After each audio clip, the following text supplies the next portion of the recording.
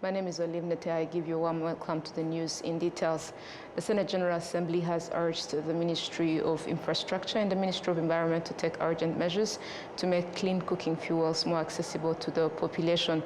This was emphasized during a session where the Ministers of Infrastructure and Environment, on behalf of the Prime Minister, presented the government's strategies to tackle this pressing issue. Many citizens, particularly in rural areas, continue to face significant challenges in obtaining clean and affordable cooking fuels, and the problem of relying on firewood and charcoal remains widespread and concerning. Recent findings from the 7th Household Living Conditions Survey published by the National Institute of Statistics of Rwanda reveal that over 94% of households in Rwanda depend on charcoal and firewood for cooking. Specifically, 75% of households use firewood, 18.8% use charcoal, and 0.6% use agricultural residues. In urban cities, 34% of households cook with firewood, while 51% use charcoal, whereas in rural areas, a staggering 93% still rely on firewood. Senators raised concerns about delays in the biogas project despite considerable government investment, noting that tangible results have yet to be seen. They also highlighted the persistent difficulty rural communities face in accessing cooking gas. To address these challenges, the Minister of Infrastructure, Dr. Jimmy Gasore, explained that a pilot project is currently underway in the eastern province. The outcomes of this trial will inform the government's plans to scale up biogas distribution nationwide. Regarding the scarcity of gas in rural regions, the minister indicated that collaboration with the Rwanda Utilities Regulatory Authority is underway to resolve these supply issues. The EICV7 survey also shows progress in the adoption of clean cooking fuels, and by 2024, 5.4% of households were using cleaner alternatives such as gas, electricity, and biogas, up from 1% in 2017. The government's 5-year development strategy aims to increase this number significantly, targeting 60% of households across the country to have clean cooking solutions. This initiative will be implemented in a partnership with the private sector and other stakeholders to accelerate sustainable development and reduce air pollution. To other matters, France has reaffirmed its commitment to continue working closely with Rwanda in the fight against genocide, denial, and distortion of the 1994 genocide against the Tutsi. This was announced on Wednesday by the French ambassador to Rwanda, Aurélie Royeguna, following her meeting with the President of the Senate, Dr. François Kalinda-Xavier. We have details. The talks between the Senate President Dr. François Kalinda-Xavier and Ambassador Aurélie Royeguna focused on strengthening cooperation between the Senates of the two countries, as well as enhancing bilateral relations more broadly. Ambassador Royeguna emphasized her commitment to further advancing the already robust partnership between Rwanda and France. Oui, tout à fait. Alors moi, j'arrive à un moment où... Indeed, I arrived at a time when relations between France and Rwanda have been steadily improving, particularly since the historic visit of the French president to Rwanda in 2021. We have launched numerous new initiatives and are working with our Rwandan partners in a complementary and mutually beneficial manner across multiple sectors, including health, climate action, vocational training, education, and the promotion of the French language, which we share. We also celebrated a major achievement with the ministerial conference that Rwanda successfully hosted here in Kigali. The meeting also highlighted continued collaboration between the two countries' senates and underscored the importance of broadening cooperation in education and other sectors, as noted by the Senate President Dr. Kalinda François-Xavier.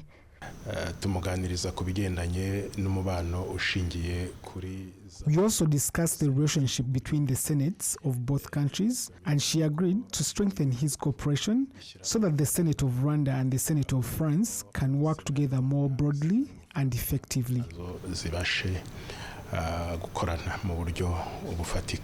Dr. Kalinda further stated that the ambassador conveyed France's continued support to Rwanda in combating genocide, denial, and distortion related to the 1994 genocide against the Tutsi.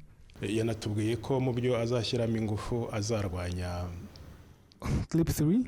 She also emphasized that she will enhance efforts in fighting genocide, denial, and distortion in the region and we also expressed our appreciation for France's continued role in pursuing fugitives and perpetrators of the 1994 genocide against the Tutsi who are residing in France. Rwanda and France enjoy long-standing cooperation across various domains. In the area of justice, for example, France has so far prosecuted 8 Rwandan nationals for crimes related to the 1994 genocide against the Tutsi, including 3 who received life sentences.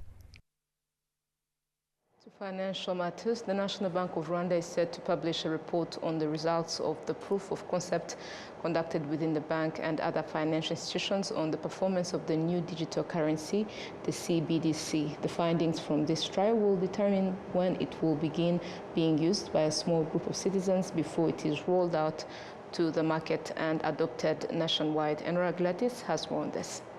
Rwanda, as a country that aspires to become a hub for financial technology, is continuing to put in place solid strategies aimed at keeping pace with economic and technological transformations. This is why the National Bank of Rwanda launched a project for a central bank digital currency known as the CBDC, though it will be given a specific name before it is officially approved. In recent days, the National Bank of Rwanda has been conducting tests on how this currency operates both within the bank and with other actors closely involved in Rwanda's financial technology sector. According to the governor of the National Bank of Rwanda, Soraya Hakuziyaremye, the pilot phase went well, and the results are now being refined before they are officially released. CBDC. We have completed the proof of concept, and we are now at the final stage of preparing the report. However, there are still elements being refined with other stakeholders, including the Ministry of ICT and Innovation, as well as the private sector and the FinTech Association. You may have seen that this month, small companies such as FinTechs were also part of the testing phase, showcasing products that could use the digital currency once it is released. This gives us confidence that additional financial services can be built on top of this digital currency. We assure you that during these consultations and the collection of feedback from partners, we will inform you of the results of the testing. And we will also provide a picture of how the pilot phase will be conducted among a limited number of citizens, selected staff from the National Bank of Rwanda, and actors in the financial sector. Experts who closely follow financial technology explain that this new CBDC currency will solve many of the existing problems related to making payments and transferring money. Research known as the CBDC Tracker, conducted by experts from the international institution Atlantic Council, shows that 137 countries around the world, representing 98% of the world's total GDP, have initiated projects for this new CBDC currency regulated by national central banks. 72 of these countries, including Rwanda, have made significant progress toward implementing this project. The governor of the National Bank of Rwanda explains the specific economic benefits that this project will bring to Rwanda. In addition, we continue to monitor global progress on digital currencies, particularly in countries we trade with such as Middle Eastern countries and European nations. Some of these countries have announced that they have already reached the public testing phase and even indicated timelines. For example, the Eurozone, it has been announced that the digital euro will be issued by 2029. These Eurozone countries are major trading partners of ours, and this gives us a clear indication that we also need to prepare, especially since one of the key benefits identified in CBDCs is that cross-border payment costs can be significantly reduced when using digital currencies. This ongoing preparation, combined with the testing happening in countries we trade with, is guiding us as we engage with them to explore how their experience can support our own pilot, particularly in testing cross-border payments, with countries piloting the digital euro. The United Arab Emirates has also launched a pilot phase, and it is a key trading partner, as is China, which is in its first pilot phase. All these developments give us an understanding of what we need to prepare so that when these countries officially launch their digital currencies, Rwanda will also be ready, creating opportunities for the private sector and the general public. Statistics from international financial institutions and organizations show that 49 countries have entered the pilot phase, where citizens can make payments and transfer money using CBDCs. The data also indicates that 3 countries have fully and officially approved the use of this new CBDC currency, namely the Bahamas, Jamaica, and Nigeria. Moving ahead, Rwanda asserts that sustainable peace in the region remains unattainable as long as the government of the Democratic Republic of Congo continues to support the terrorist group FDLR and refuses to sever ties with it. These points were emphasized by the Minister of Foreign Affairs and International Cooperation, Ambassador Olivier Nduhungirehe, during an interview with the international French broadcaster RFI. We have details. In Washington, the implementation discussions are ongoing and progress is being made. However, as we mentioned recently, the main challenge remains the situation on the ground. The reality on the ground does not reflect the spirit of negotiations in Washington, given the ongoing violations committed by the Congolese army. Lasting peace will only be achieved if the FDLR, the genocidal FDLR, who are supported and financed by the Kinshasa and are even integrated within the army, are neutralized as stipulated by the concept of operations established under the Washington Peace Agreement. The neutralization of these genocidal FDLR fighters, backed by Kinshasa, is essential to pave the way for the lifting of Rwanda's defense measures. The FDLR remains active and have not been neutralized, contrary to the requirement of the Washington Peace Agreement. You may recall that the FARDC issued a communique calling on the FDLR to lay down their arms, followed by a response from the FDLR claiming they were willing to disarm the MONUSCO camp, but were abstracted by the M23 armed group. More recently, the FDLR spokesperson stated they will never lay down their arms and intend to fight until the end. Thus, the FDLR remains a present and destabilizing force, still supported by Kinshasa. Our demand remains their neutralization in accordance with the Washington Peace Agreement. Discussions are ongoing within the Joint Security Coordination Mechanism, which has held 4 meetings so far. These discussions focus on the phases necessary for the neutralization of the FDLR. While progress continues, the FDLR have not yet been neutralized.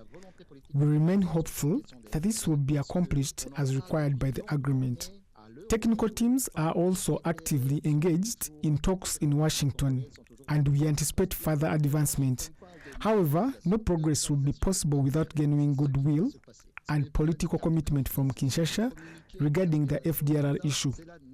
This matter has been discussed for a long time, but as of now, the FDLR fighters remain integrated into the Congolese army and continue to receive support from the Kinshasa.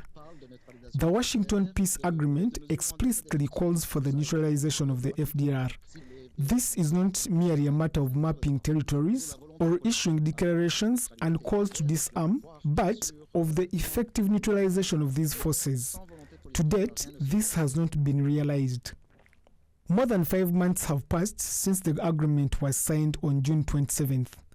The security component mandates the neutralization of the FDLR and the subsequent lifting of Rwanda's defense measures. All these provisions are clearly outlined in the Washington Peace Agreement. Therefore, once the FDLR are neutralized, Rwanda will proceed to lift its defense measures. Political will is crucial to achieving the neutralization of the FDLR. We will then see when and how this will be implemented. But without political determination, no progress can be made.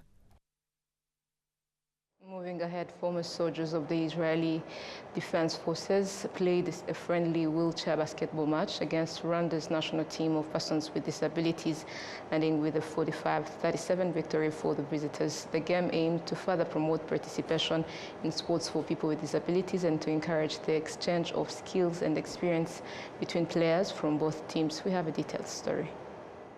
It was a match filled with great energy and excitement for the players of the Beit Halokem Tel Aviv, composed of former Israeli soldiers, as they faced Rwanda's wheelchair basketball team. Spectators, especially supporters accompanying the former Israeli soldiers, also joined in the excitement, occasionally breaking into lively dances to Hebrew songs. Overall, the game went smoothly, and in the third quarter, both teams mixed their players and continued the match together.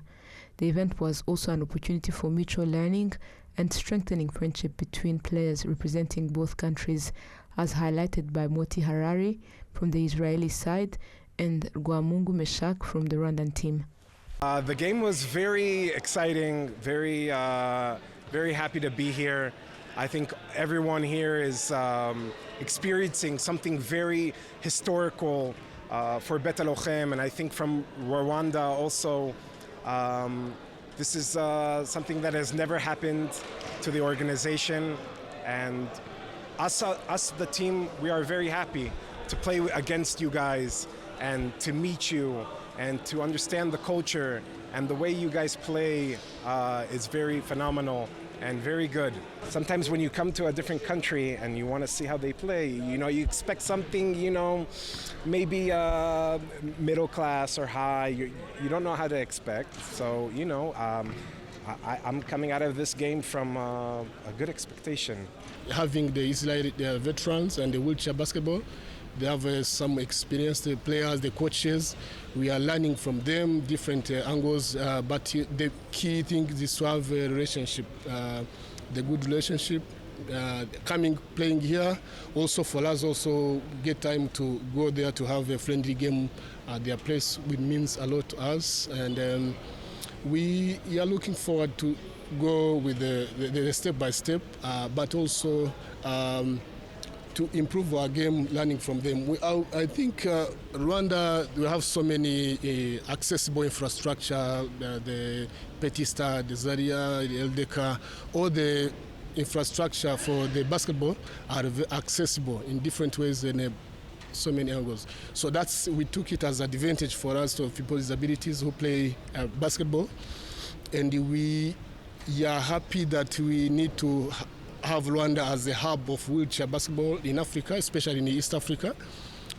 We had a chance to play a friendly game against Uganda. We won the game.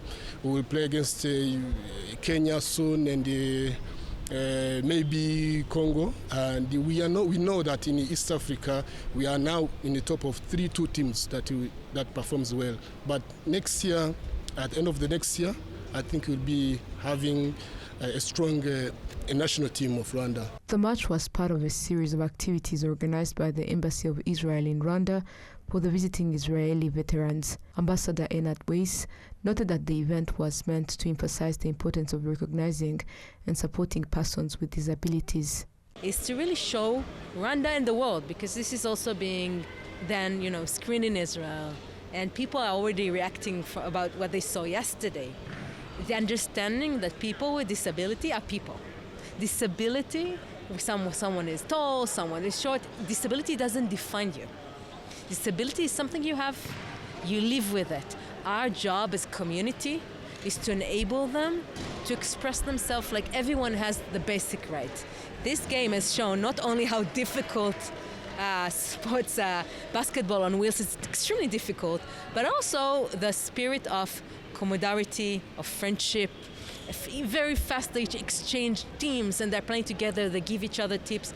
The spirit of, we are playing against each other, but we're playing together on this very important goal. This clinic today was actually that it's an interesting sport, that we should include more sports for people with disability in our daily lives, and also to show that, people from different countries have the same stories.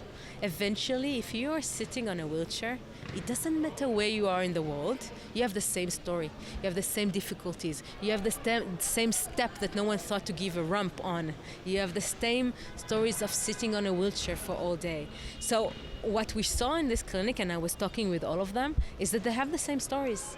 And the fifth one is through this friendship, that's how you create bonds between countries. From people to people, from heart to heart, from the same sweat that they were playing. And why not focusing on something so important? So for me, I'm committed to continue and promoting this thing. The partnership fostered through the game is expected to continue, with a return match scheduled to take place in Israel.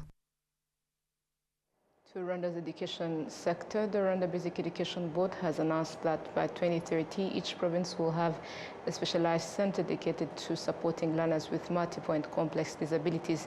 The announcement comes as Rwanda prepares to host its second National Inclusive Education Conference this Thursday. Across the country, progress in inclusive education continues to be seen in schools where children with disabilities are increasingly being integrated into mainstream learning. At GS Musave Catholic in Gasabo district, for example, the availability of trained teachers, adapted learning materials, and a dedicated resource room has significantly improved the learning conditions for students with disabilities, according to the school's head teacher, Isinyizwe Angelique. Despite these achievements, teachers working with learners with disabilities still require additional training to strengthen their capacity and ensure that all children receive quality inclusive education tailored to their needs. Dr. Flora Mutezigajo, the Deputy Director General of the Rwanda Education Board, says that the next 5 years will see further progress, particularly in enhancing services for children with complex and multiple disabilities. In terms of inclusive education and achieving the inclusive education goals and targets, I can say that we had 4 goals or targets in the special needs and inclusive education policy. One goal was to achieve access, retention, and comprehension of student disabilities.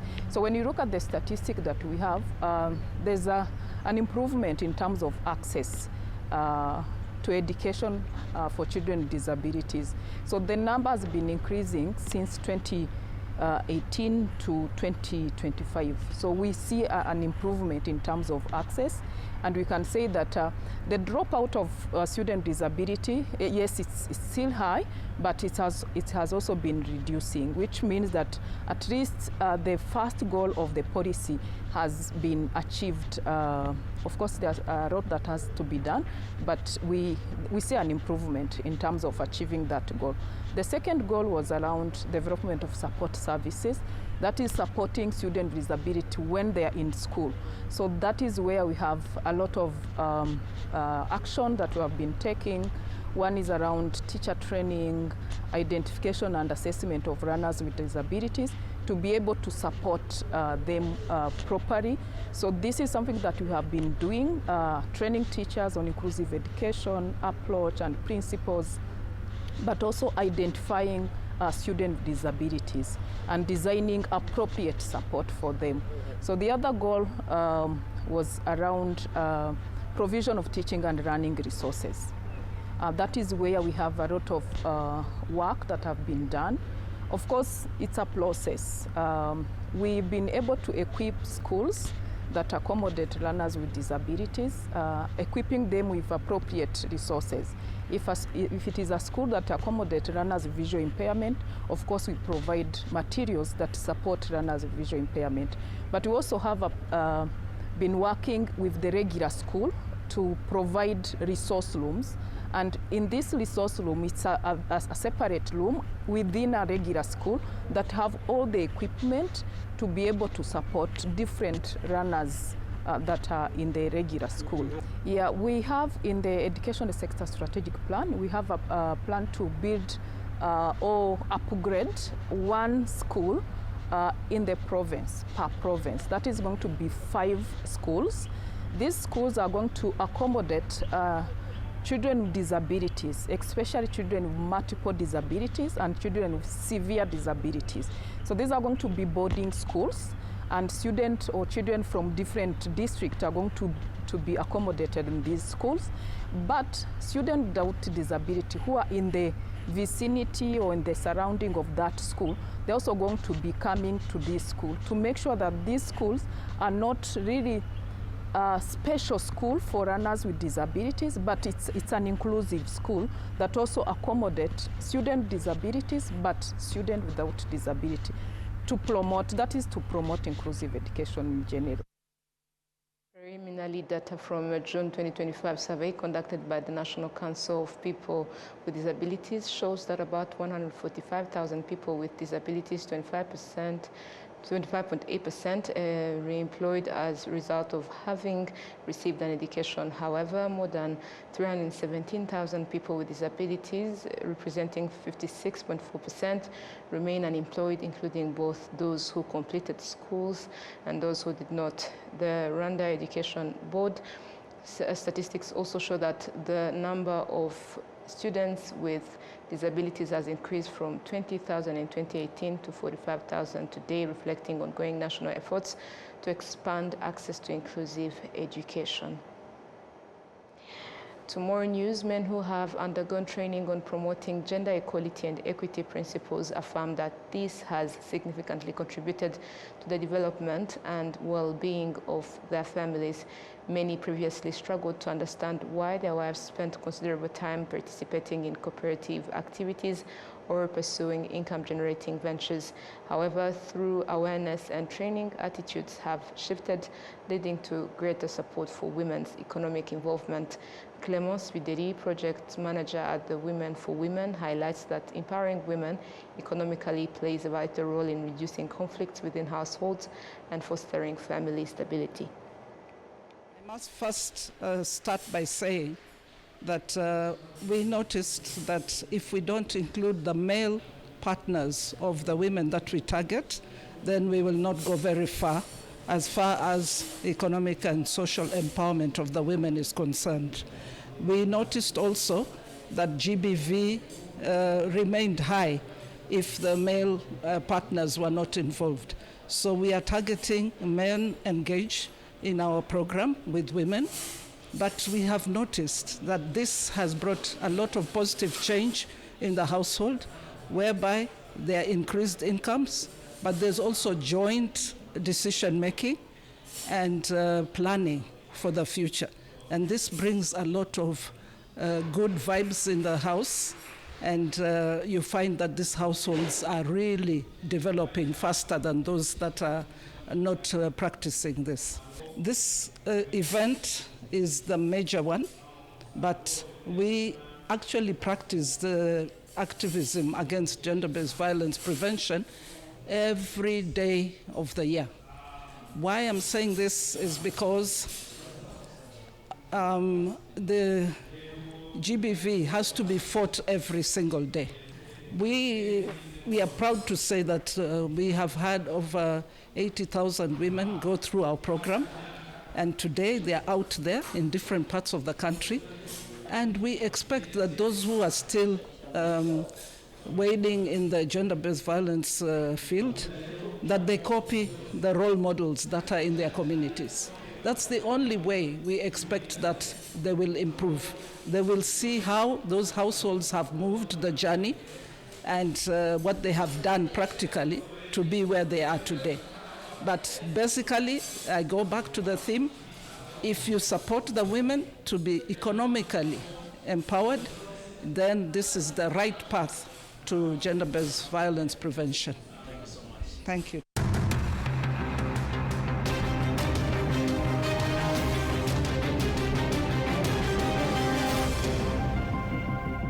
And a big thanks to you who joined us today on behalf of the entire news team. We wish you a productive week ahead. Good night.